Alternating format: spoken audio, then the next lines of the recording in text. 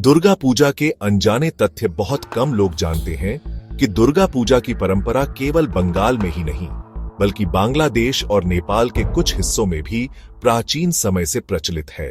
16वीं शताब्दी में पहले राज परिवारों और जमींदारों ने बड़े स्तर पर दुर्गा पूजा शुरू करवाई थी। प्रारंभिक काल में दुर्गा पूजा घरों के भीतर होती थी, लेकिन बाद में पंडाल संस्कृति की शुरुआत हुई। बंगाल में 1790 के दशक में 12 ब्राह्मणों ने मिलकर बारोयारी पूजा शुरू की, जो आज के सामूहिक पंडालों की परंपरा का आधार बनी। पूजा में ढाक की धुन बजाने वाले ढाकी प्राचीन समय से ही इस उत्सव का अहम हिस्सा है और इनके बिना पूजा अधूरी मानी जाती है।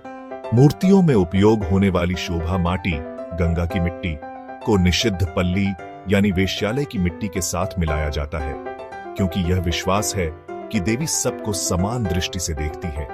दुर्गा पूजा के दौरान मूर्तियों के निर्माण में शोला, पित्त और खरी माटी जैसी पारंपरिक सामग्री का प्रयोग अब भी होता है।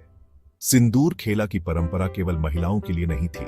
प्राचीन काल में यह देवी को शक्तिपूर्वक विदा करने की एक अनुष्ठानिक विधि थी।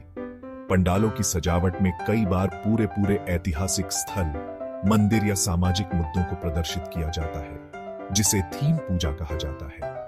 दुर्गा पूजा को यूनेस्को ने 2021 में विश्व धरोहर सूची में शामिल किया, जो बंगाल की संस्कृति और कला के लिए गौरव की बात है। विशेष तथ्य सामान्य, हम दुर्गा मां की मूर्तियों में 10 हाथ देखते हैं, लेकिन एक विशेष मूर्ति ऐसी भी है जिसमें मां दुर्गा के 18 हाथ हैं और उनका स्वरूप अत्यंत उग्र है। इस रूप को उग्र चंडा देवी कहा जाता है।